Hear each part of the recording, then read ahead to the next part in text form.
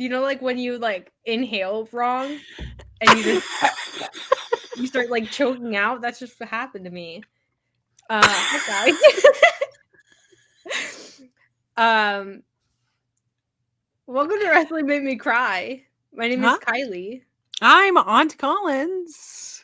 And just a heads up, if you can hear the rain outside of my window or the thunder or the lightning, just know it is Florida storm season.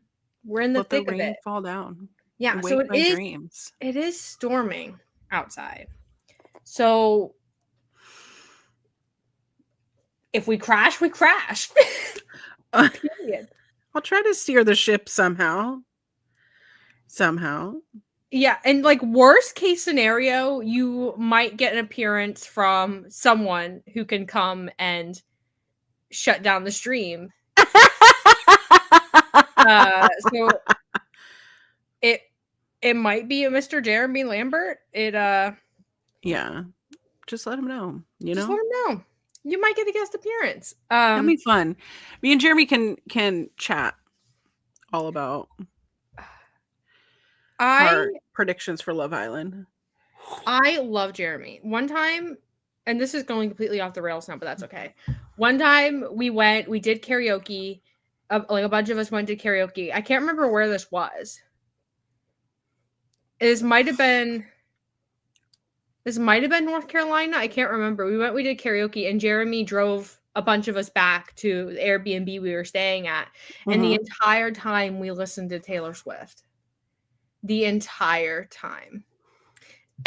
I'm dying again. What is happening? But I love Jeremy Lambert. I do too.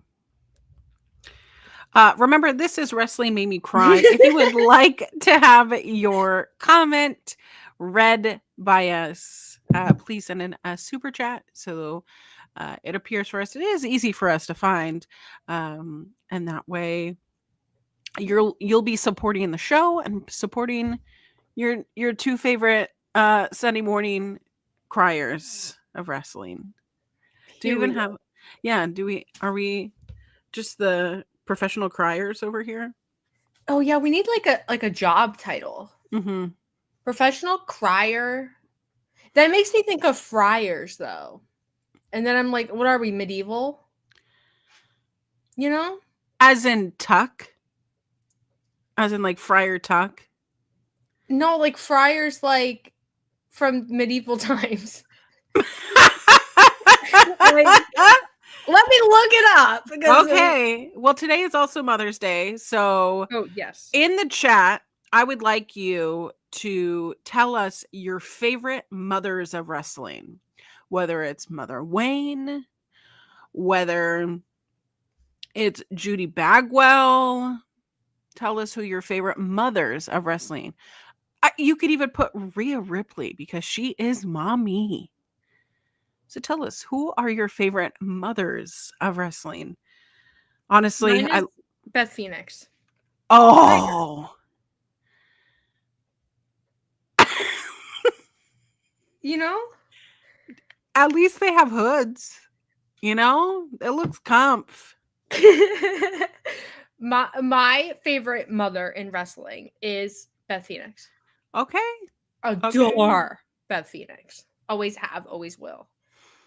I feel like it would be on brand for me to just choose Rhea Ripley because she is mommy to me. She is mother. She is mother. Mm-hmm. I love Rhea Ripley. Just like her whole persona, her vibes. I love that she like looks so scary, but she's so carefree. Love her. Rhea Ripley, scary, yes. Also, when she knows where that camera is, that camera angle, she turns and looks. Got that sly look. Sorry, it takes my breath away. You know? But, Sue could be a mother of wrestling because Sue is the mother of Sue. I forgot. Trent. Sue is mother. She is mother. Does AEW have any other like mothers? Mother Wayne, but she's Mother Wayne. She's not Mother, you know? Yeah. I mean, if you want to consider Marina Shafir a mother because her finishing move Perhaps. is Mother's Milk. I mean, there are a few actual mothers in AEW. Mm-hmm. I mean, Timelo Guevara had a baby. It's great mother. I don't know who else has a baby. Mrs. Matthew Jackson has two babies. Oh my God, Ruby Soho. She is the mother of. She is mother of our generation. What was chat saying? Sensational Sherry. Okay. Period. Dark Chic. RJ City. There's a difference between like aunts and like auntie vibes and mom and mother. Like, I wouldn't consider myself mother, but I would consider myself your auntie or uncle, whatever you want to call me. But Renee is such a good one. Allie Catch when she teams with Effie. Did you see Allie Catch posted a picture of her and Effie, and they're in like, sorry, my phone is now on Do Not Disturb, in like trad style clothes, and it was like trad Allie and Effie. Killed me. What? Yeah, it's on X, Twitter. But I also just want to say we've gotten a few comments about Sabu. I don't know if Sabu passed. I don't know anything. Yeah, I don't. If someone reported Fightful Select. If someone reported it, then they reported it. I don't know. And you're not gonna like hear from us that Sabu passed away. Yeah. But like obviously if Sabu did pass away, our best go to Sabu's friends and family, loved ones, fans, everybody who's going to miss him. And like obviously that's a huge loss. Yeah.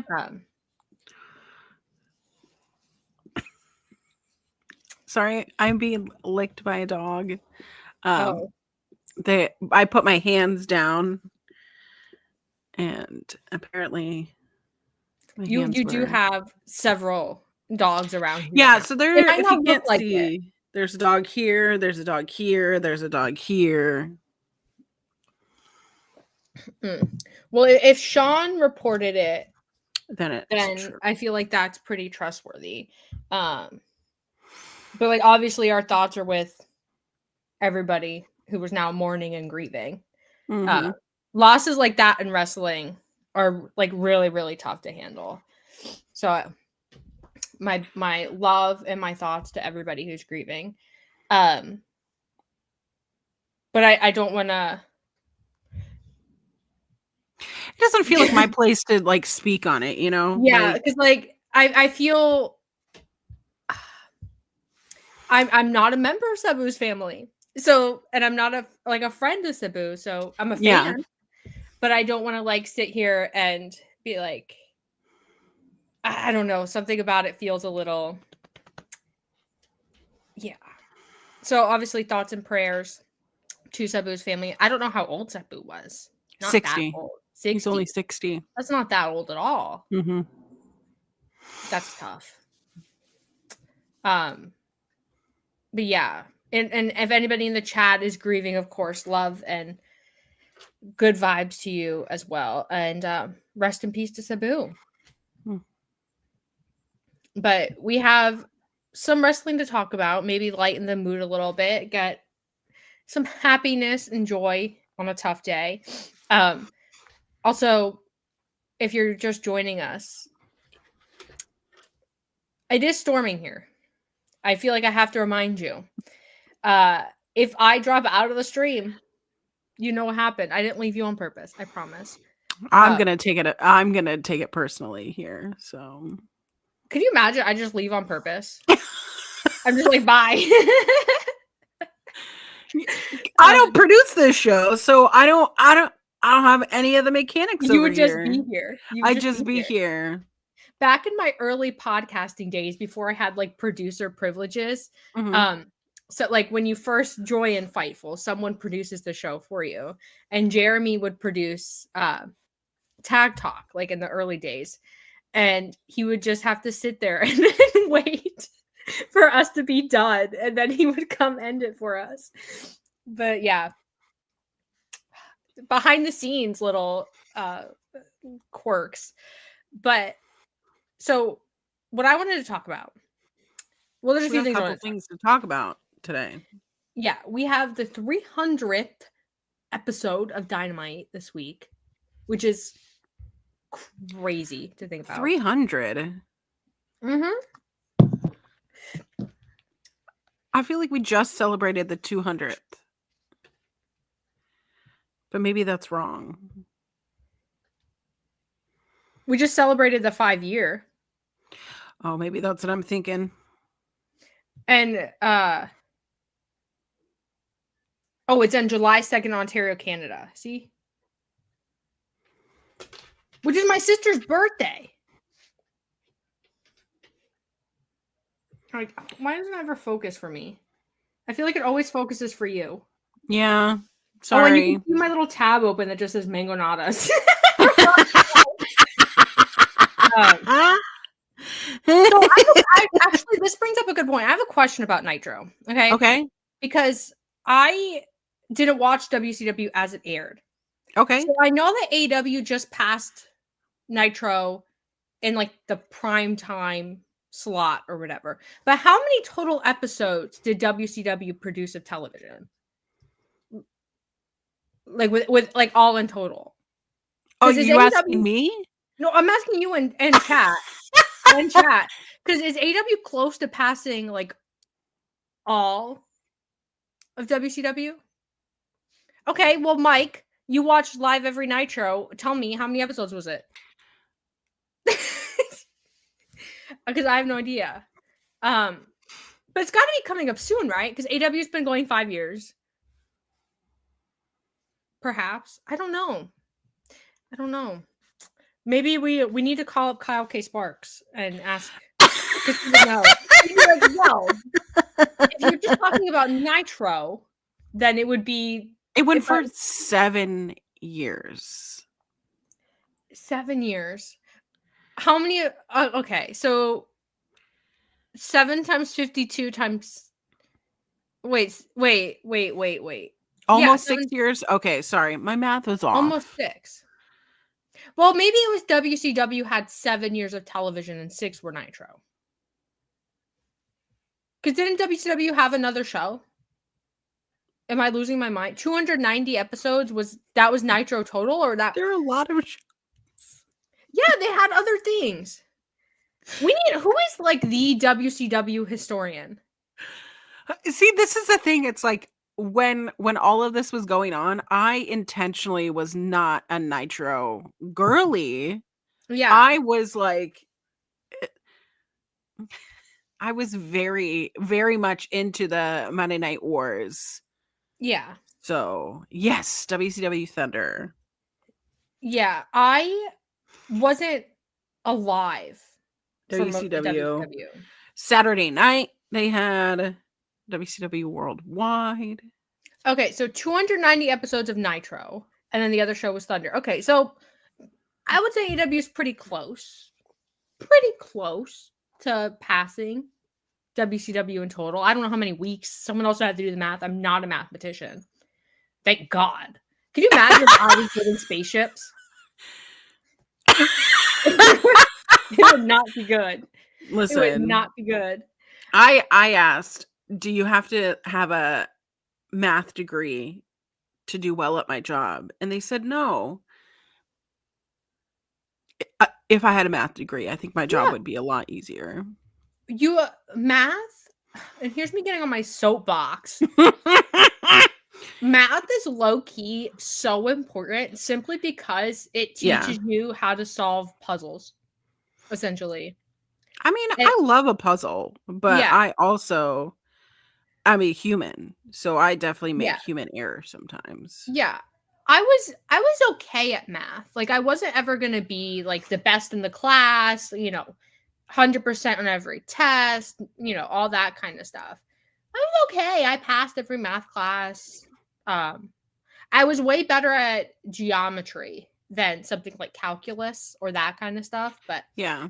we don't need to talk about math because we're gonna someone here despises math, and right now they're seething. I can feel it. So Nitro went from 1995 to 2001. Okay.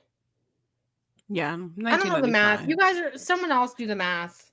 Someone you can write a whole article about it or Twitter thread or something, and I'll look at it because the math is now hurting my head because there's 52 weeks in a year. So you can't just do the times 50. You have to account for the 2. It's a whole thing. Where was I going with this? Oh, I wanted to talk about Double or Nothing. That's what I wanted to talk about. Double or Nothing is just a few weeks. I know. I feel like the build has been weird. Am I the only one in that spot? Oh, I feel like we're building to so many different shows right now. Right? So Yeah. Double or Nothing is on the horizon, but we were referencing All In, but we're also referencing Forbidden Door when talking about some international feuds. Yeah. And also, because coming up, we have Double or Nothing. Mm-hmm. Forbidden Door, Dynamite 300, All In. And so, it feels like they're trying to build to all of them at the same time. Mm-hmm. So when it comes to, I have no doubt Double or Nothing is going to be a good show. Yeah. But it feels like there's so many moving, and this isn't a bad thing, but it feels like there's so many moving parts in AEW right now that I'm like, okay, Omega Okada, I know that's All In. And which, thank God. Because if it was Double or Nothing, I'd cry. I can't go to Arizona. That's the point of the show. Sorry. Oh, can you imagine? I just crying in a bad way. And I'm like, guys, I got all this stuff for All In and they moved it to Double or Nothing. I would lose my mind. I mean, you would. Because I've got my flights. I know all the stuff. We're good. Where was I going with this? Yeah. I was going to say something about Double or Nothing. Oh, I think the men's world title, we don't care about her. Well, we care about her. It's in a briefcase. I haven't seen it since, Wrestle Dream. Yeah. So I am enjoying the Moxley Samoa Joe feud and the the Ops versus the Death Riders with the Elite just there somewhere. So I'm enjoying that. I'm more interested in Toni Storm. I don't know. I don't know who Toni Storm is going to end up dropping the title to, but probably I kind of like that. You know what I mean? Yeah. Who would be your options? Mercedes, I don't know, Megan Bayne. Well, I'm enjoying it because I feel like I'm buying into every opponent who they could be the one to beat Toni Storm. Megan Bayne, because you have Megan Bayne, then obviously you have Willow and Chris, the staples of the division. Which Sean Ross Sapp reported Willow is in a contract year. So sis is gonna get paid. We love a paid sis. She's gonna get such a big raise, it's gonna be crazy. Absolutely. We obviously still have Penelope because she's still in the little faction with Megan Bayne. We have Tekla, who the spider came down on AWTV, so that's coming. Sean reported that she signed. I think Sean reported that she signed. Subscribe to Fightful Overbooked. Or not Fightful Overbooked. Well, subscribe to Fightful Overbooked and Fightful Select. Yeah, you guys are right. Mina. There's obviously Mercedes, which I don't think it's going to be Mercedes, but Mercedes is there. We just have oh my God, Jamie Hayter. And so I feel like realistically, any of these people could beat Toni Storm. I don't know who at the end of the day it's going to be though. And I kind of like, I like that. yeah, Yeah. I'm excited because the division has so many strong contenders now for a world title that I'm like, ooh, who could it be? I'm so intrigued. It might be Mina because of the history. I don't know. Megan Bayne would be fun. Megan Bayne like coming back for revenge and finally toppling Toni Storm, and then going on an absolute tear. And then if it's Megan, I would love if Jamie Hayter was the one to finally beat Megan. Now we're just fantasy booking. Yeah, now this is just but that's the best part about wrestling is when you have all these puzzle pieces together and they could create a great image either way. Yeah. It could be great this way, it could be great this way. If you play it backwards, it'll be it's just finally displaying the women in the way that we know that they can talent-wise and having the possibility be endless. And that's what I want. I want Megan Bayne to dominate everyone. I want Toni Storm to be timeless and have these incredible promos. I want Chris Statlander to have this beautiful face turn that makes the entire audience love whatever she's putting together with her and Willow. Like, I want Mina to come, and I want Mina to because Mina, the way that she wrestles just brings so much joy to the squared circle. Yeah. What do you think about Queen Aminata?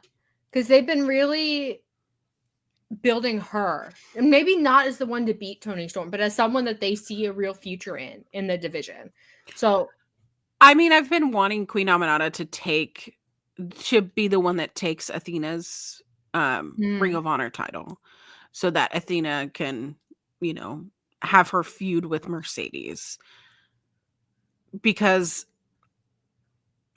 she's been fishing around this mid-card just waiting to have her opportunity. And that mid-card division right now is insane, because not only do you have Julia there, but you have Billy there, like these ripe talents that are ready to dominate. With Sky Blue coming back, I don't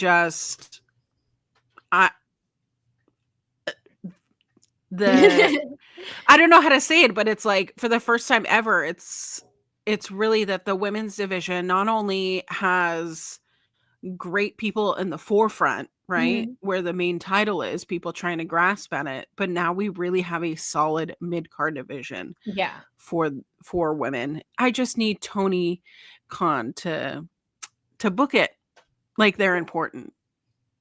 No, I agree 100%, especially because so many of them now are fan favorites, so you don't really have the excuse of like, well, why would he, all the things they say, like, why would he book something that nobody's going to watch? Or why would he book people who don't sell merch? Or like, blah, blah, blah, blah, blah, the Twitter talking points. Because Tony is arguably the biggest thing in the company right now. Yeah. Chris and Willow have proven that they're like very solid fan favorites, will always have that support. There's obviously Mercedes and Athena, who are also very, very popular. Mercedes, though, just lost the New Japan Women's Strong. Oh my God. And she wasn't rolled up. She was outside of the ring. I feel like that's going to come out to play. Maybe Forbidden Door? Mike in the chat also mentioning Deonna Purrazzo. I hate that I keep forgetting that Deonna Purrazzo is here. And that's such a crazy statement. Like, I keep forgetting Deonna Purrazzo, a world-class talent, like, is on the roster. She needs to be booked in like a better position, but like absolutely. No, there's such a depth of talent, and like the division isn't that big. in terms of numbers. It's Right. just in terms of talent, the women's division is so deep because you have these veterans, these like very strong Serena Deebs of the world. You have the star power of Mercedes and Tony, and then you have all these homegrown talent who have been there for like 3, 4, 5 years, learning and growing. And now they're finally at a point where they can shine, like Chris, like Julia and Sky Blue and Anna Jay and Taimela Guevara and all of these people. So I'm so optimistic about it. And Sean has been tweeting a lot about AEW. They should just pull the trigger and get women's tag titles. And I agree with him. Yeah. Because you have enough people and you have enough pairings that people like Chris and Willow or Penelope and Megan, like you have enough pairings that people would be Julia and Sky Blue. Now we have Harley and Anna Jay. Yeah. So it's, if you're gonna put people in tag teams, and or not tag teams, but like factions, duos, whatever, you might as well give them something to go for. And then you can have these titles be AEW women's tag titles, or I don't know, intercontinental women's tag titles or whatever. And you can bring in a ton of Stardom talent and CMLL talent, and you can have this be like a really fun thing just for the women's division. Because the men's tag division right now, I don't want to talk about the Hurt Syndicate and MJF. I hate it. What do you mean? I am so sick of MJF and his attempts to join. He's trying to join the Hurt Syndicate while also somehow feuding with Hangman Page, while also somehow feuding with Will Ospreay. Why does MJF get 3 stories, essentially? We know why. I hate it. I said every MJF promo, right, for a pretty decent amount of time has been the same. He hasn't had a story since Adam Cole, which controversial, you know, whether you liked it or not aside, he hasn't had a story since that like original Adam Cole friendship story where he can like sink his teeth into something and produce something good. It's just been like, I'm MJF. And obviously he was filming a movie. He's in Happy Gilmore 2. When does that come out? I think it's already out. It's on Netflix, I think. What? Maybe Hulu? I think it's a Netflix movie though. I don't think that's correct. I feel like we would have seen more. Let me look it up. Hold on. It comes out in July. They dropped the trailer. Yeah. But I was thinking it came out because I went to see Happy Gilmore 1, mind you, for the anniversary. Which still holds up, still a great movie, but Happy Gilmore aside, put it away. MJF, like the peak of that CM Punk story with the devil and like everything that went into it. And then the Adam Cole thing, I liked the kangaroo kick. I liked that whole thing. I can't lie. I had a good time with it. And now it's like, okay, here's MJF. He's gonna tell the crowd that they're fat and ugly and they smell, and then he's gonna say, "I can help you win the world title," or "I'm gonna win the world title," or Will Ospreay, you're a loser, or Hangman Page, you're a crybaby, like a little bitch. Or all these things that he says. And it's every week over and over and over and over again. And I don't need it. I don't need it. And would I love to see Bobby Lashley destroy MJF? Yes. Yeah. If you ever put them in a match, the only way I want it to play out is MJF tries to cheat a bunch and he has the ring, he has a chair, he has, I don't know, whatever else, other weapons. He has a car. He brings in his car. He tries to run Bobby Lashley over. And Bobby Lashley just hulks out and like flips the car. And like, was speaking of the Hulk, I saw Thunderbolts. I did too. I loved it. I loved it. It obviously isn't a movie review podcast, but I just had to say I love Thunderbolts so much. We should talk about it. I will say, Mr. Archer, no barking.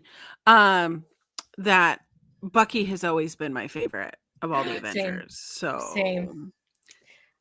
And if I ever meet Sebastian Stan, I would die on the spot. I would die. Because I met Tom Hiddleston, and I like same reaction of like, because I didn't think that he was going to be that tall to me. You know what I mean? Yeah. And he ended up being very tall. He smelled very good. Ooh. So that's like when I met Matt Hardy. Matt Hardy is like deceptively tall. Yeah. So is Takeshita. Takeshita is giant. I'll find the picture that I have with Takeshita and I'll post it on Blue Sky or something so you guys can see. Giant human being. I need to know. Giant. Dan says Thunderbolts made me cry. Thunderbolts made me cry too. No spoilers, of course, but like the like allegory for mental health and like friendship and forgiving yourself.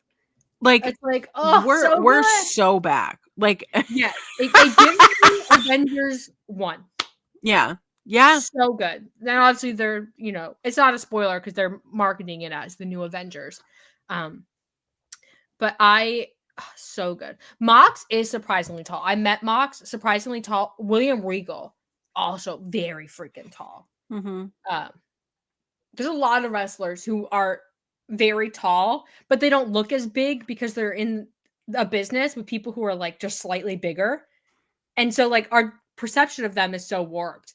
FTR, they're about as tall as they look. Just I love them though. I love FTR. Whenever people ask how tall I am, I show them a picture of me next to Jeff Cobb. Because we are the same height. Oh. Who's a wrestler that you guys have met or you've seen who's deceptively short? Who looks tall but is actually short? No, Adam Cole he's such a baby. Stop. The fact that he's billed at 6 foot and I'm taller than him, I'm like, I'm definitely not taller than 6 foot. He's billed at 6 foot? Yeah. And NXT, he was billed at... Who's deceptively short? I'm trying to think. Who have I met? Let me look at the wall. I always thought that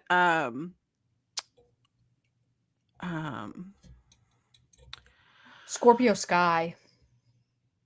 Really? Yeah. Well, maybe it's just because I met Scorpio Sky at the same time I met Ethan Page because when they were a tag team, and he's tall. He's a big boy. Yeah. So maybe that's just the reason why. Deceptive. The Young Bucks. They're a little small. Hangman is big. Hangman is tall. Hangman. Meeting Hangman was like the greatest joy of my entire life. Like I'll never reach that high again. Because I met him when he was world champion. So it was like, yeah, that's a good moment. It was.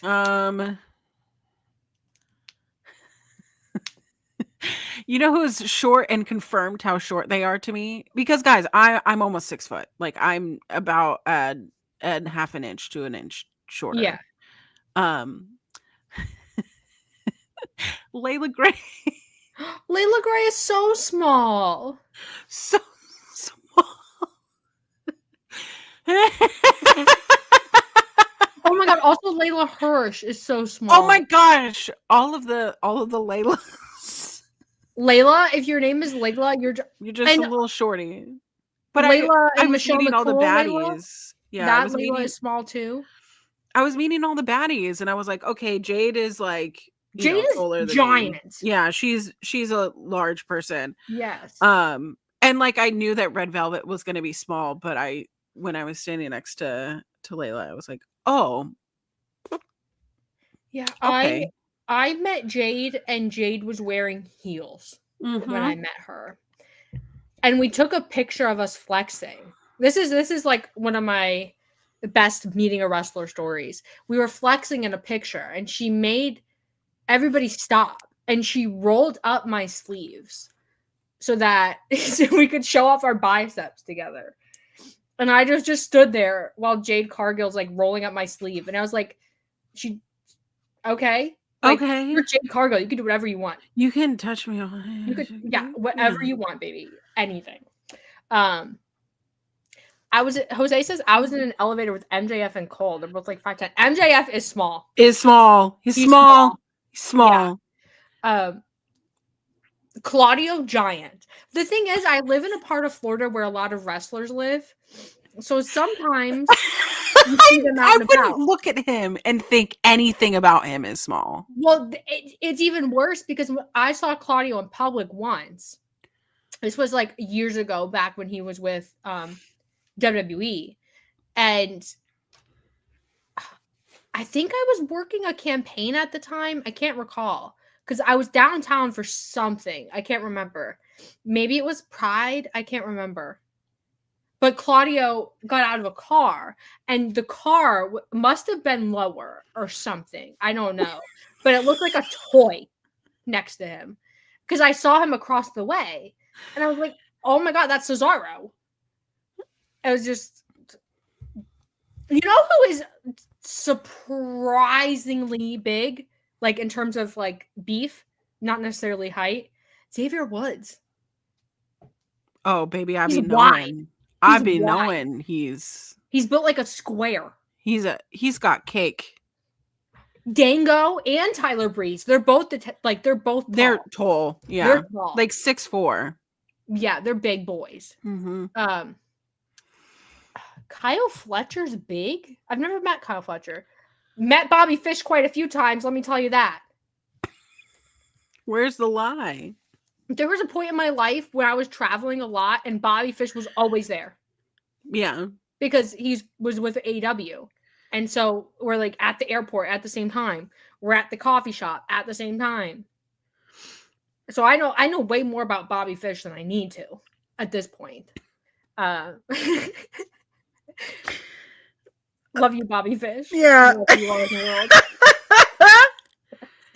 world. Have you ever had like a weird? This show was a complete wash. What are we doing? Whatever. Who cares? Have you ever had like a weird airport encounter with a wrestler? With a wrestler? I've had a few.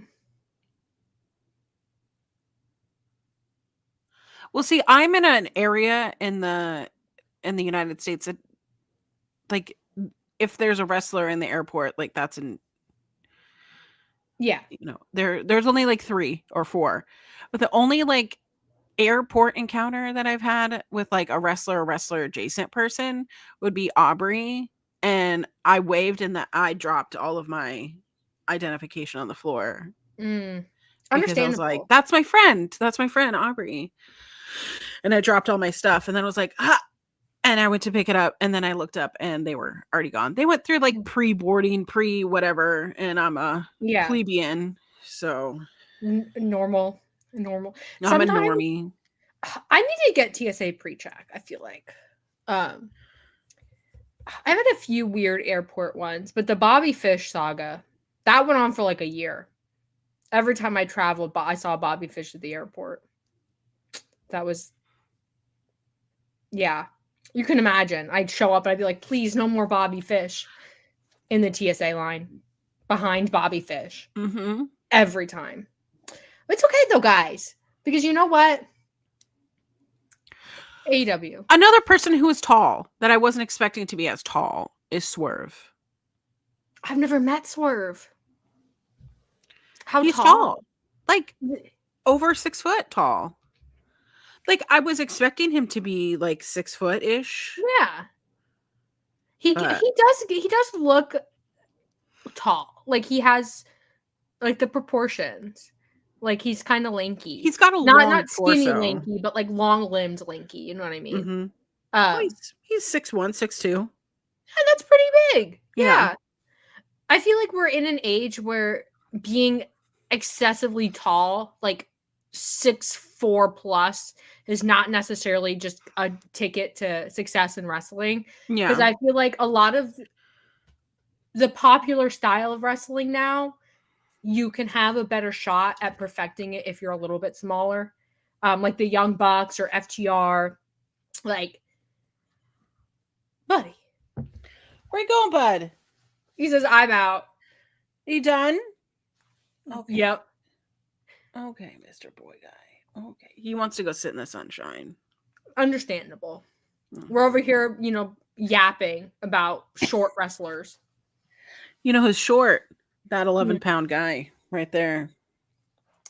I'm low-key a little bit short. I think I'm average height. I'm not sure. But I wish I was tall. I can't relate. I would love to be tall. I would love to be like 7 feet tall. Have I ever showed you my 7th grade basketball team picture? No. You played basketball? Yeah, I played basketball in college. Really? And then I tore my Achilles tendon. Yeah. I knew you were like a college athlete. I didn't know it was basketball. Yeah. I did martial arts as a kid. Yeah. So I'll preface this. I went to a Christian school. Mm-hmm. But my 7th grade was when I had my growth spurt. Yeah. So it's all these little, 13-year-olds, and then in the back is just They're like, is that the coach? Because I also had like cut off all of my hair around that time, so I had like a very like Karen haircut. I would be mistaken for the coach often. I did a lot of martial arts, which I was good at because I have like a low center of gravity. So yeah, I did that. I did cheerleading for a little bit because I have all sisters, so we all did cheerleading. I was never good at cheerleading. I was always the base because low center of gravity, strong legs. Yeah. Always the base. And I hated it because being a base sucks because it's such a hard job. You get none of the recognition and you always get kicked in the face all the time. So it sucked. Oh my.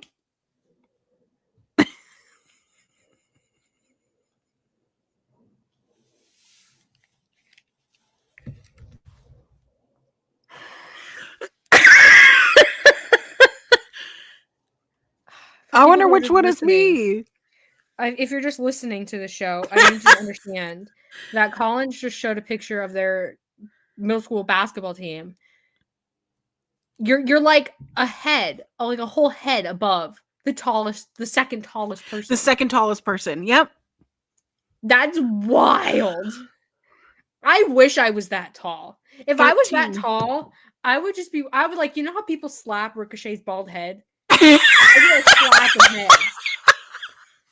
I would just be everywhere. I'd be like elbowing people I don't like in the face. Like, hold my elbows. I'm just tall. Yeah. You know? Mm-hmm. I would just be a menace. I would be so bad. There's this cafe I go to, and the owner, he's really tall, and he owns this cafe. And tell me why. Every time I see him at this cafe, he's smacking his head on the door. Buddy, it's your cafe. I will just say, when I did my semester in college in the UK, so we're primarily in London. I have to tell you, anything European, for sure, the shower head, it was always just like right here on me. Are they small? They're all small. Everything is small. Everything is geared towards small, short people. I feel like my feet were hanging over my head. Let's see. We also were staying in a lot of like older buildings too. Yeah. So I'm What's just the average height of a Brit? Let's see. Let's see. Okay, so the average. No, I don't want your cookies. Get out of here. Centimeters. The average height of a male in the UK is 5'9". The average height of a female is 5'4". But the height is going up over time. So they're going to get taller. They want me to pay for full access to see height by country. That's weird. Maybe someone should do a study of wrestlers, like put them on a map and like figure out where the tallest wrestlers come from. It's the Samoans, of course, but just put them on a map because I want to know. Because Claudio is big and he's from Europe. Who else is from Europe that's big? I'm not saying that all Europeans are short. I'm just saying Just the that, Brits. yeah, just where I was staying. Sorry if you're British and you're like deeply offended that we're calling you a little gremlin. So offended. We didn't mean it. It's just part of your like national lore, unfortunately. Americans are tall. Yeah. We're well fed. We don't eat beans on toast. I love beans on toast. It's so bad, Colin. What are you It's talking so about? good. Ospreay is tall, Dan. You're right. Yeah, he is tall. Okay. He's a good representative of his nation.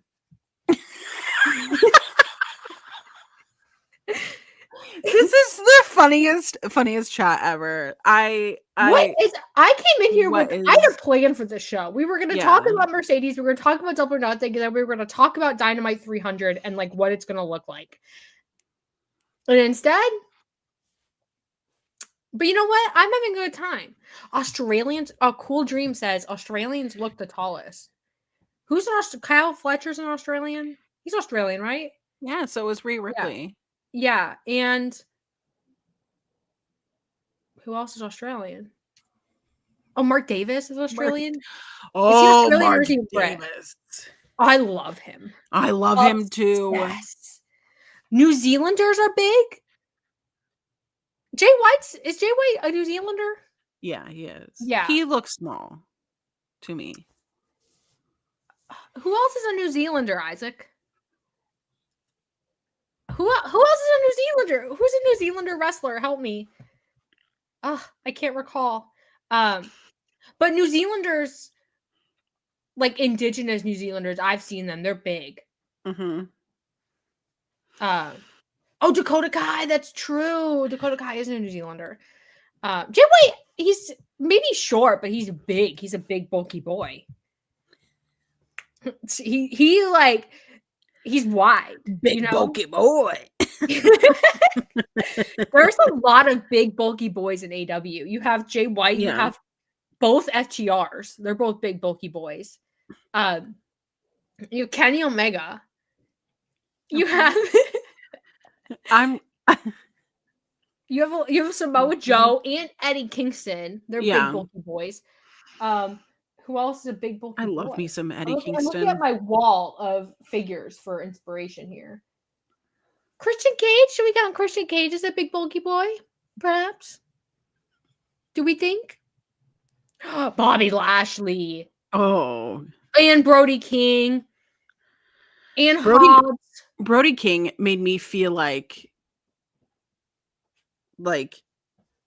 he's a big boy. Yeah, he made me feel small. I've never felt that small before. Who else is a big, bulky boy? We're gonna make we should do a big, bulky boy tier list. Okay. We'll do it. We could do it. It'll be a fun show. Yeah, we'll do big, bulky boy tier list. I don't know why, but we'll do it. It's fine. It'll be a good time. Why not? You know, we have opinions and the world needs to know them because we're right. Claudio's a big, bulky boy. Shelton Benjamin, low key.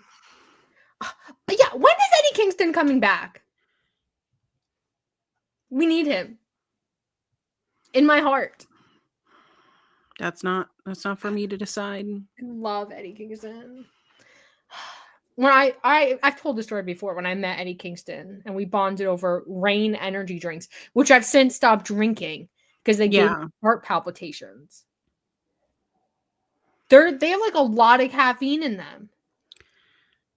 I feel like it was like 300 milligrams per Rain. Oh. Yeah, hold on, let me look it up.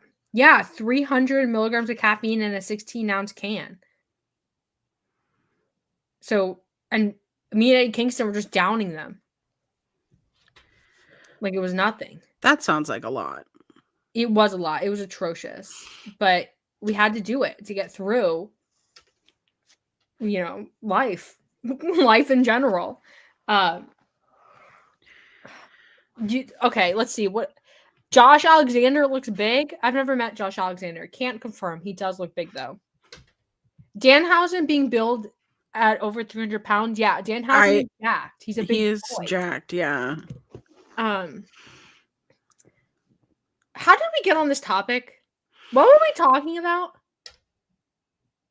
I don't recall. We've been talking about big, bulky boys for 15 minutes. It's okay. It's so funny. I'm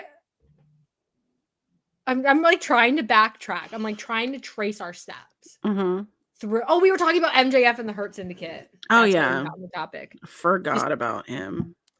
I don't want to talk about him. Skip. Like when you're listening to an album and there's that one bad song, that's the bad song. Skip. The rest of the album, we're good. Okay.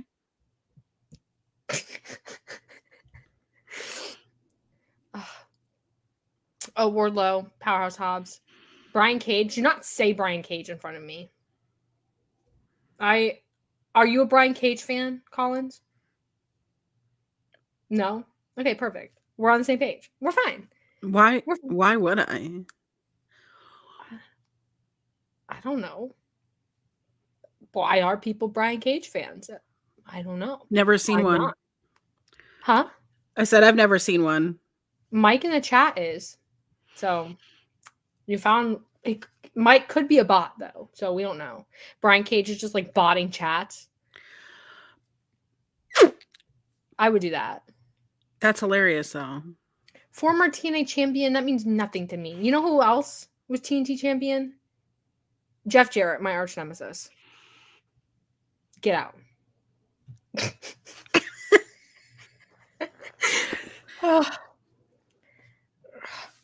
Don't talk about the Hurt Syndicate.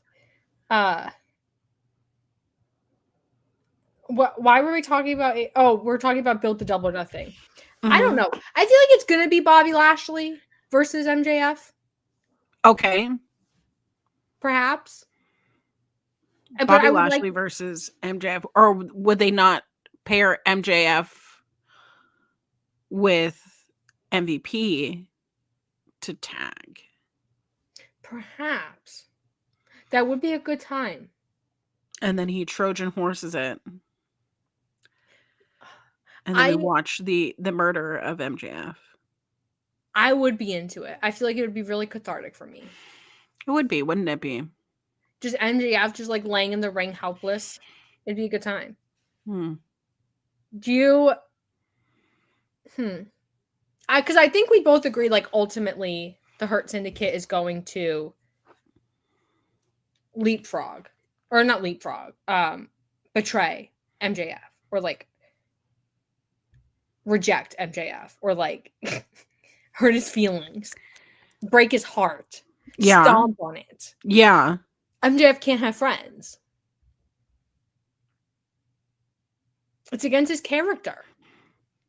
He's also not good at being a friend. Thank you for being a friend. That should be his new theme song. He's going to the Syndicate and he just changes everything. He's just like, I love being friends. He like steals the best friend's gimmick. He steals Sue on Mother's Day. Oh no. Sue drives into the ring in her minivan. I love heel Trent, but Trent with Stu in the minivan will always be like peak Trent. Well, I don't know where Trent is going because it feels like Trent without Chucky T is a little lost for me. And he's stuck in the Don Callis family. Yeah, I get that impression too. I like Roppongi Vice being reunited, like, you know, Rocky and Trent. Mm-hmm. But Best Friends never got like a really like a good conclusion where everything was wrapped up, and oof, oof.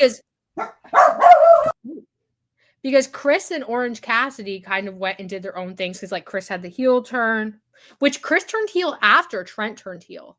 And then Chris was still kind of part of the Best Friends, because I remember Orange Cassidy being like, girl, what the hell? But then obviously Chuck got injured, and so they just ended Best Friends. But there's so many loose ends in that. And so I don't know. I'm kind of bummed about it. But I like heel Trent, and I'm willing to give him the benefit of the doubt, because I do like Roppongi Vice. But I don't know. I don't know if we need more heels in AEW. Is this what you want? We need more.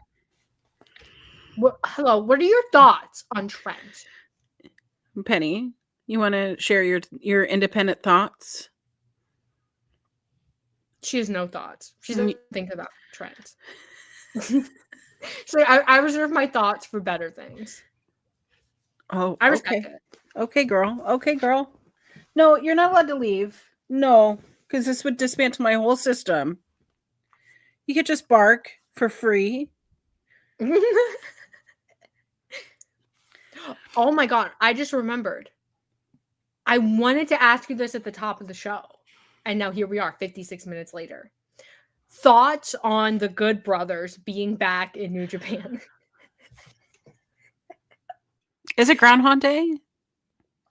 Isn't it crazy? How many times do they got to go back? I mean, it's a good pop. It's where they're comfortable, yada, yada, yada.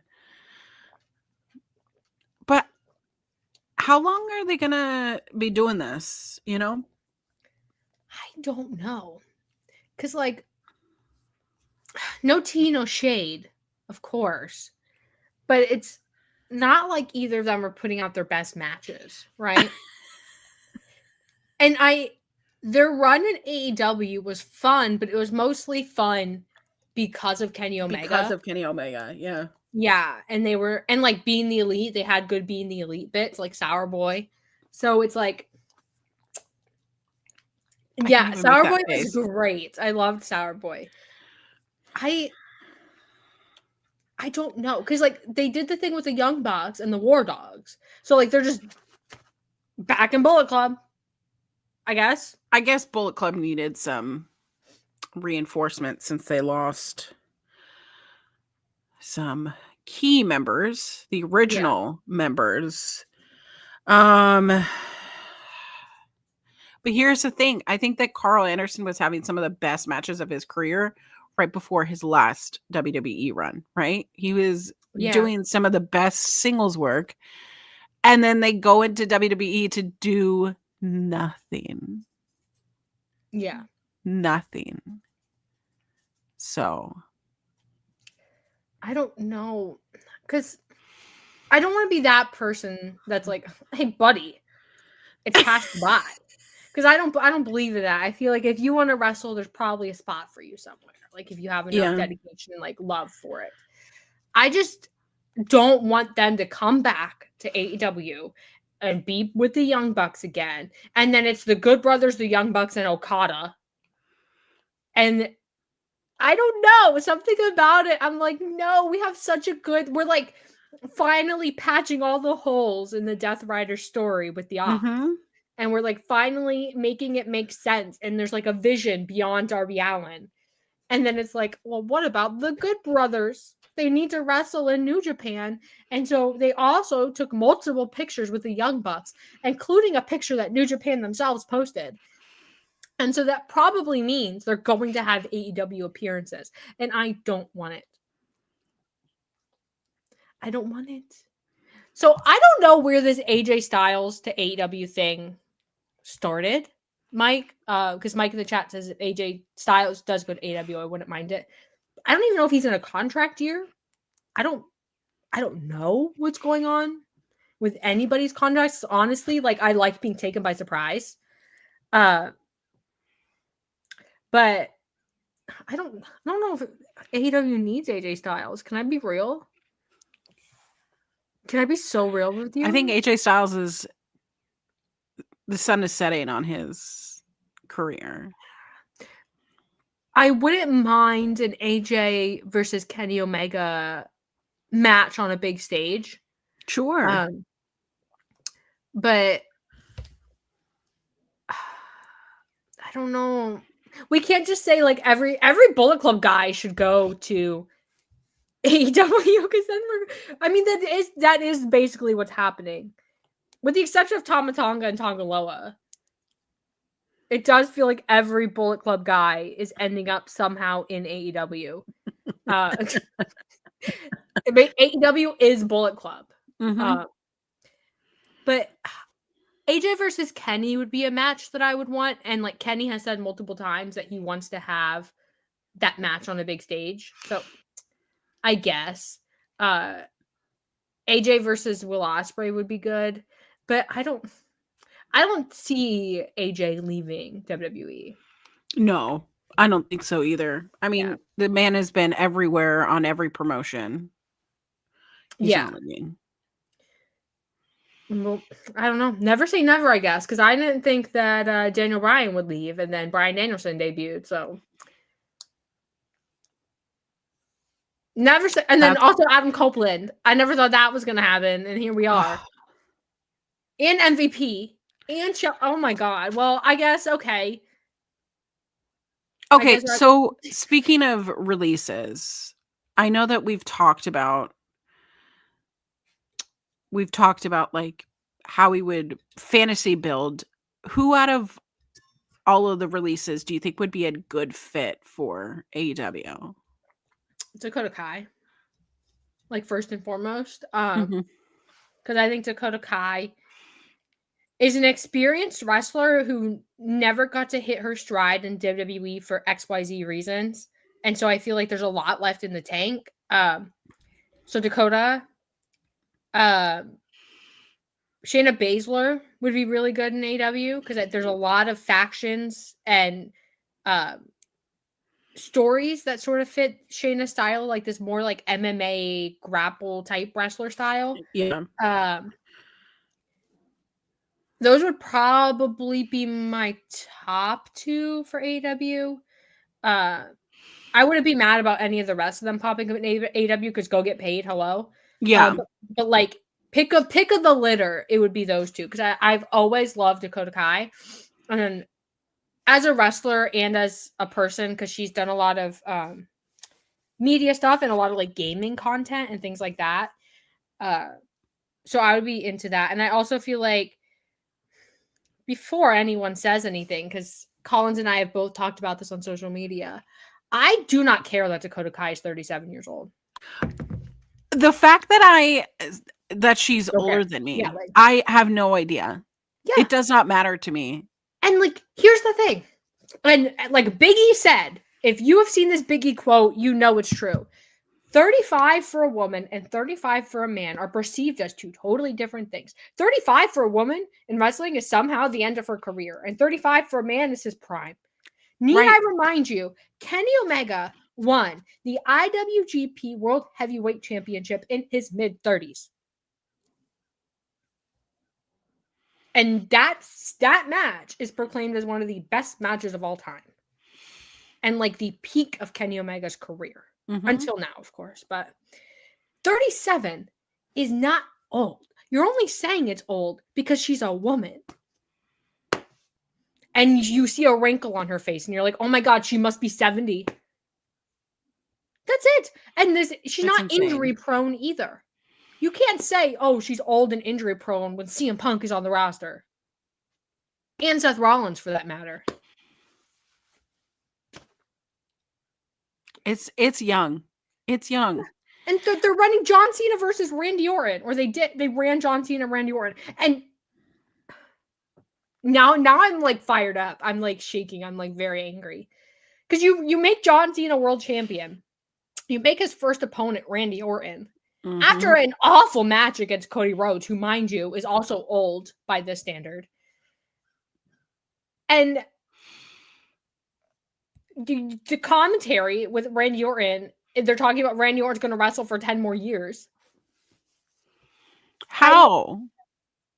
And also, who else is old? Drew McIntyre, CM Punk, Damian Priest is also old by this standard. Asuka, she's ancient by now. Becky might as well be in her grave. Charlotte, so old that we aren't even thinking about Charlotte. So I hate this thing that Dakota Kai was fired because she's old and injury prone. Gag. And then gag yourself. Never speak to me again. Never speak to me again. I just can't imagine it's a cop-out. We all know it's a cop-out because some of the best wrestlers are in their mid-30s and 40s. Yeah. Sorry. And the idea that WWE only fired people they didn't see value in because they're injury prone or old or whatever. Mm-hmm. Those are not valid reasons. And I'll say it until I'm in the grave. WWE skews old in the men's division. They're all old. All of them. They are all mid-30s or older. And by the time you're mid-30s, to me, all that means is that, one, you finished growing and developing your body and your mind, and you have a lot of experience in wrestling to the point where you can be a valuable contributor. And I posted this on Blue Sky, and like people in the comments were like, well, she had a lot of injuries, blah, blah, blah.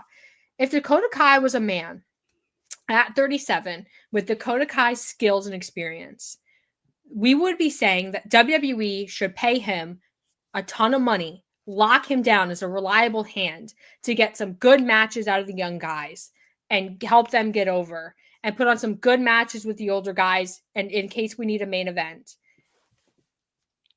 And instead, we're saying Dakota Kai's at the end of her career. It's insane. And Big E was not wrong. Money Mark, you were 100% right. Big E, I saw that quote this morning, and I was like, speak the truth. Yes. Because I think even in WWE's mind, they're like, oh, she's a grandmother. Like, well, it's also the thing of it's misogynistic of, okay, when someone becomes a parent and you see the woman out, do you say, oh, where's your child?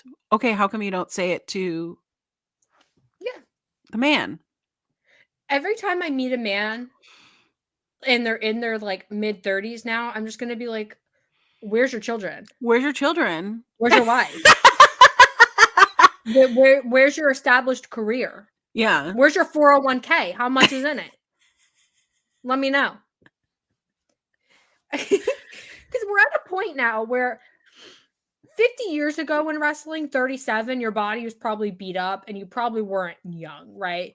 We know enough about sports nutrition and sports medicine and sports psychology now that we know what not to do and how to age well and have a long career in wrestling. So 37 is just not old. I'm sorry. You have Ricky Saints and Ethan Page dominating NXT. Newsflash, bud. They're old. Now I'm all fired up about it. I love it. I'm into it. Let's go. Let's go. We're going to book John Cena versus Randy Orton and fire Dakota Kai because she's old. Okay. Period. I guess. Okay. And also, mind you, Triple H is one of the most injury-prone wrestlers in history. Triple H is injured every other month. Am I the only one who remembers this? He was always out. Because the roidy boys don't have them muscles. Like it, yeah, they have fluid in there. So how is it that we're gonna be like, oh, Triple H had this career where he was always injured and then would just like always come back and win the world title and then was like always injured again? As someone who used to be a Triple H fan, and then I go back and watch shows that have Triple H matches, I go, these matches are terrible. Yeah, he was not a good wrestler. Terrible. Not a good wrestler at all. Shawn Michaels carried D-Generation X. Especially the reboot, the goofy reboot when it was just Shawn and Triple H. Nasty. He was he was just strong. And he could like do cool stuff, like throwing people. But he was never Batista. He was never John Cena. And he was never Randy Orton.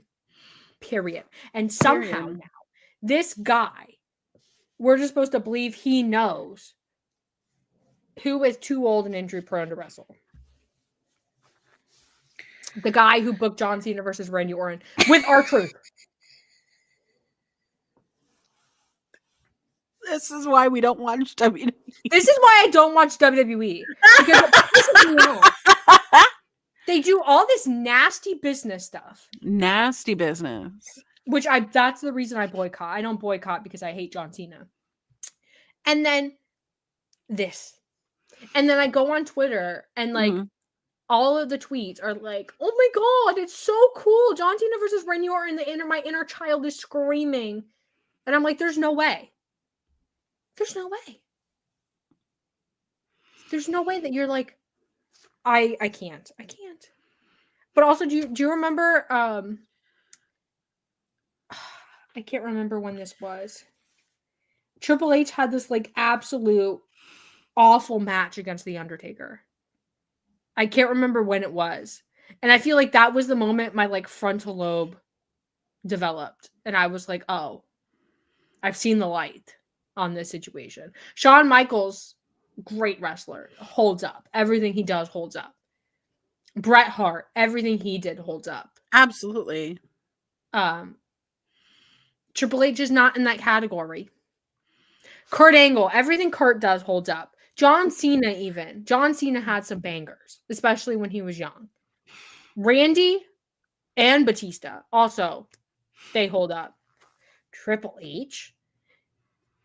This is supposed to be the great wrestling mind of his generation.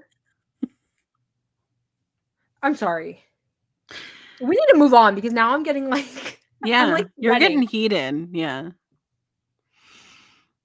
I didn't even know there was a WWE show last night, Mike. So, goes to show what I know. Oh. Anyway. I love everything about this. I don't watch WWE. I watch AEW. And, you can't avoid WWE on social media because, wrestling fans talk about wrestling. But I would... if I watched a WWE show in 2025... I feel like I'd be so appalled at the things that the fans like what the crowd pops for, that I wouldn't know what to do with myself. I did see a clip, though, that I thought was really funny this morning of Randy Orton drinking a Prime, and then he, like, makes a face at it and puts it down. He just goes, horrible. I would agree that they are horrible. Prime sucks so bad. She will never be Gatorade. No. I love Gatorade. I love a Gatorade. I love a frosty Gatorade. You know what I mean? Is that the blue one? I like the blue one, and I like the red one. Just like... You're a red one? Yeah, well, because when I was a kid in like sports and stuff, they only ever had red. So I just like... That's just Gatorade to me. That's just red. It was... Oh, and then when I got to middle school, though, sometimes we had yellow Gatorade. Which, kind of mid, but fine. I'll drink it. Whatever. Why? Oh, we were talking about Prime. I don't want to talk about the Mhm. Prime monger. That guy. I don't want to talk about him. I don't want to talk about WWE anymore. Change the subject. I'm like mad. Don't be mad. Get glad, you know?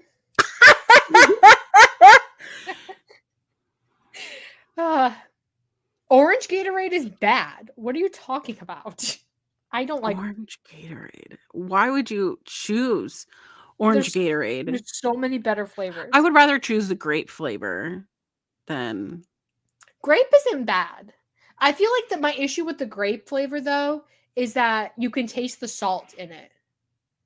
that doesn't bother me though. Yeah. I feel like the red and the blue, the like strong flavor kind of like overtakes the salt flavor. Because if you don't know, Gatorade is basically just water with salt and sugar in it.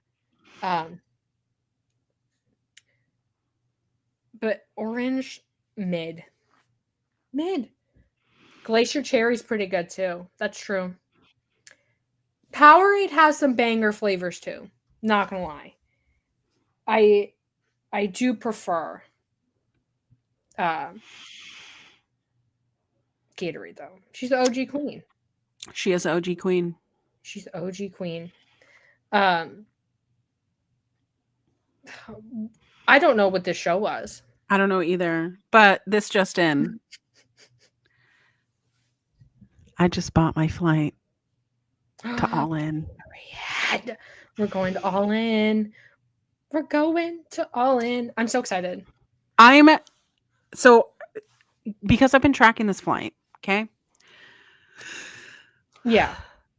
I've been tracking this flight. And I talked it over with my husband, and he goes, it's up to you. I'll stay home with the dogs. You can go. Yeah. I'm not going to be taking a huge suitcase. I'll probably just take my little rolly backpack. Mm-hmm. But then I can see Ring of Honor. If anything, Ring of Honor is really what I want to go see. Yeah. I just need to figure out where to sleep for 2 nights. Yeah. I haven't booked my hotel yet. So I guess we got to talk about that. Yeah, we need to talk about that. I'm trying to think of who else is going and if we can split like an Airbnb or something. We'll figure it out. We'll figure it out. And they have Ubers there, right? They have Ubers. Yeah. Okay, duh. The flight is the biggest hurdle. Everything else you'll figure it out when you're there. It's fine. When I'm there, yeah. But it was finally under $250, and I kept looking at it, and I was like, just do it. Yeah, it's once in a lifetime Omega versus Okada, like God tier battle to the kings. You know what I mean? But now I gotta get my real. I just gotta go get my real ID now. Oh, you don't have one? No. Oh, yeah, you gotta go get one because you can't fly without it. Yeah, I booked an appointment in June. Oh, it'll be good. So, yeah, Florida ones, for whatever reason, they scan weird at the airports. So I'm like constantly getting harassed by TSA for my ID. Yeah. If you're from Florida, you know. It's just not a good, even in Florida. I don't know what, maybe it's the way they print them. I don't know, but I've had 2 real IDs and both have not had a good time at the airport. And the TSA agents are always like, oh, it's Florida. They just know. I don't know what it is, but we're just screwed constantly, I guess. My ID does say that I'm 5'6" though, which is not true. Just throwing that out there. I don't know which DMV. I don't know why it says that. Like, it must have been like when I was in high school and you get like your learner's permit and they like measure, because they measure your height, they must have said, oh, you're 5'6", and now I'm just constantly 5'6", and I'm not. I'm 5'4", but I'll take it. I want to be tall, like I said. I'll take it. 5'6" is pretty tall, so I'll take it. But I'm so glad you're going. I was gonna support you if you didn't go. but like I would have been a little bit upset. I'm not gonna lie. Okay, but now I got to figure out how the logistics now. Okay. Yeah. And Now I have 2 months. Oh my God, literally 2 months. yeah, because it's the 11th. Yeah. Yeah. I gotta It's go so request exciting. off time off work.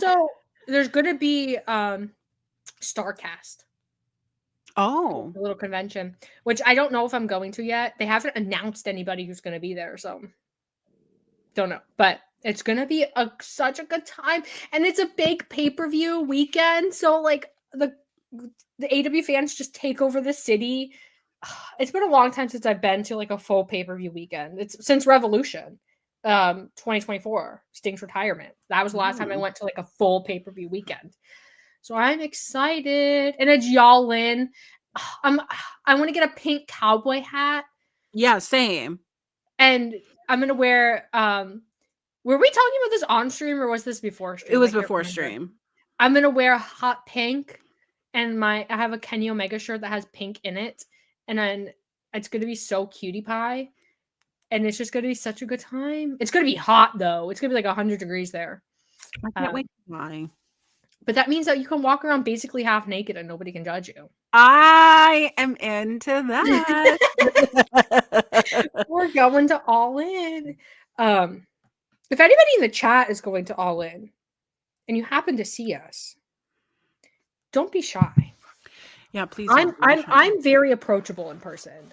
People in the chat who have met me before, so they can attest. They can vouch. I'm very approachable. Just I'd rather you come say hi than DM me afterwards to say that you saw me. Yeah. Somewhere. Especially if the place that you saw me is my hotel. I'd rather you come say hi than do that. That just so we're all on the same creepy. That's happened to me multiple times. So don't do that. Like, obviously, we're all staying in the same hotel, so you're going to see people, but like, just come say hi. Or don't say anything at all. I'd rather you just don't say anything at all. At that point. God. No, I had a hotel worker one time who knew me from Tag Talk, and that was pretty cool. But oh my God, I'm so glad you're going. And it's going to be so fun. I'm excited. We're going to see Omega Okada, and we're going to cry, and I'll have to go to the bathroom and fix my makeup. But it's going to be... I can't wait. I'm so excited. I can't wait. I can't wait either. I'm so excited. I'm like, oh my God, I guess I'm doing this. Okay. I love that you like booked your flight like mid-show. Okay, but I would forget about it because I got a mental illness and I'd be like, oh shit, it's under 250. That's true. Because if you've been tracking the progress of it, I've been telling you every show it's been 278, 315, 270, like yeah. It's been brutal. And I wonder if it's because well, obviously it's summer, but I also wonder if like the state of the economy is doing something. I don't know. I'm not going to think about that. This Sunday after y'all in because my flight out is in the afternoon. Maybe mine is not until mine isn't until later in the evening. Someone just like hanging out the airport. Mine is in the afternoon. I can't remember when actually. I'll have to look. Athena beating Mercedes will rule. Oh my God, why can't All In be in May? Why can't we just swap them? Just say, hey, hello, Stadium in Texas, whatever it's called, Global Life Field or whatever. We're actually moving the show to May. And then we can all just go. I'm so excited.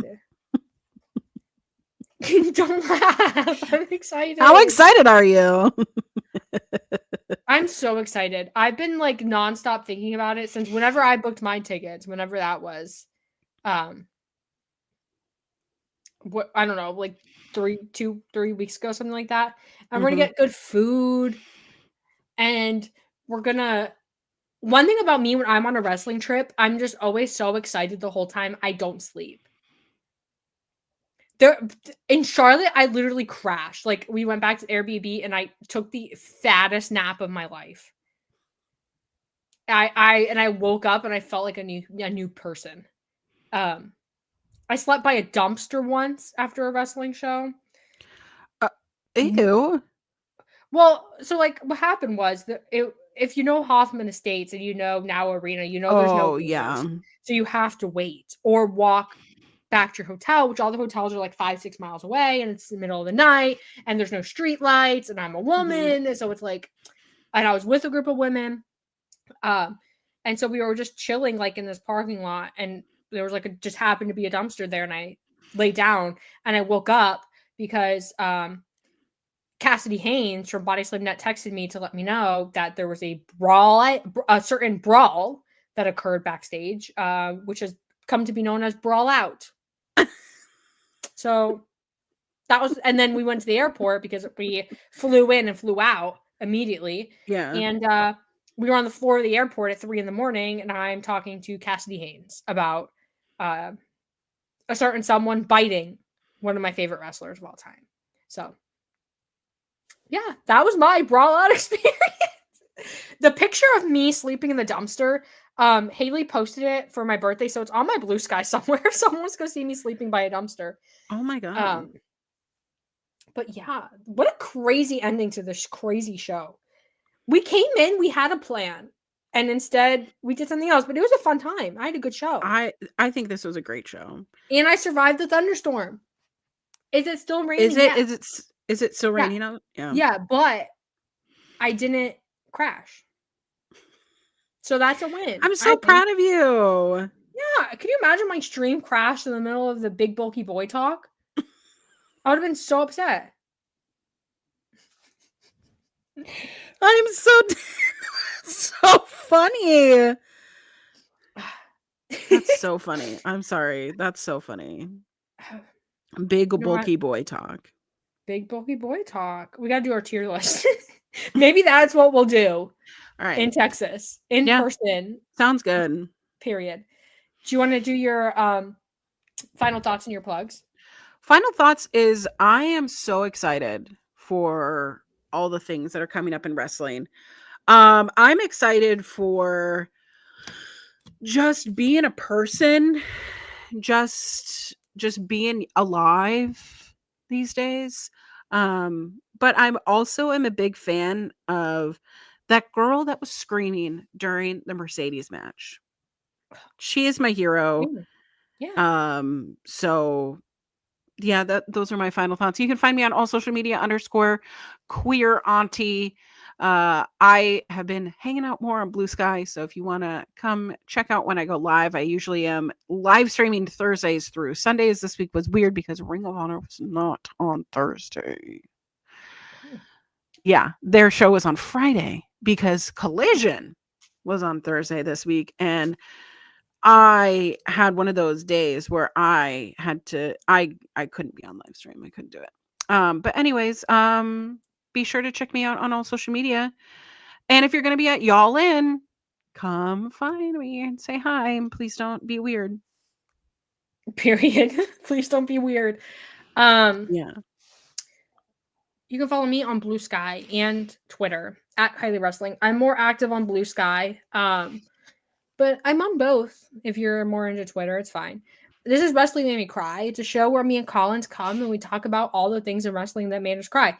And low key, it's chaos. But the vibes are great. The vibes are so, it's a good time. So make sure you subscribe to Fightful Overbooked. Do, like, comment, all the, the YouTube etiquette things. You don't need another person to tell you.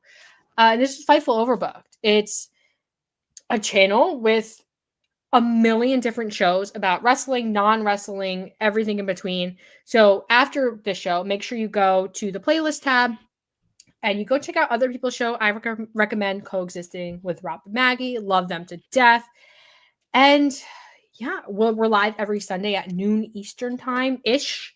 Noon-ish. Sometimes it's 12:05, 12:10, around there. It all depends. So yeah, every Sunday, Fightful Overbooked, noon-ish Eastern time, 9 Pacific, whatever else other time zone you're in. That's your reference points, because that's our time zones. That's all I have for you. 5 p.m. British Standard, BST. I know that one because I have enough friends in the UK where I have to. I add the 5. But yeah, thank you guys so much for joining us for whatever this show was. Yeah, chaos. Too much caffeine, I think. Yeah, I think so. We have super chat from Dan who says, "Thank you, Kiley and Collins." Thank you, Dan. Thank you. Much every love. Every super chat funds 1 mile in an Uber. Thank you so much for the super chat, and thank you so much for hanging out the whole show and sticking by us through big bulky boy talk. Big bulky boy talk. Let's go. Big bulky boy tier list coming soon. Keep your eyes open for that. And then maybe we'll do a mommy tier list after. I don't know. I can't wait. I love doing tier lists. Not gonna lie. I love a mommy tier list and a poppy tier list. Period. Was that weird? Yeah. But that's acceptable here. That's our show. Safe space. And not yours.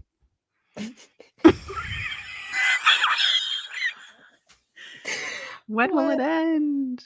Thank you guys so much for joining us. We'll see you next week. Bye. Bye.